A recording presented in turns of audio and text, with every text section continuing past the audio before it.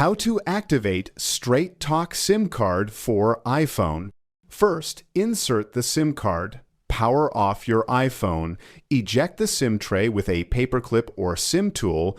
Place the Straight Talk SIM in the tray and slide it back in. Turn on your iPhone, power the phone back on, and wait for it to detect the SIM. Go to Straight Talk activation page. On another device or your iPhone with Wi-Fi, visit straighttalk.com/activate. Select Activate. Choose whether you're activating a new number or transferring an existing number.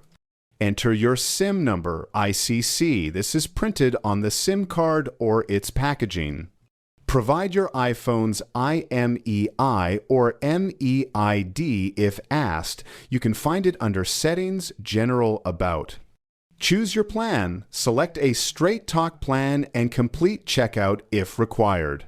Follow on-screen prompts, confirm activation, and wait for a confirmation message or email.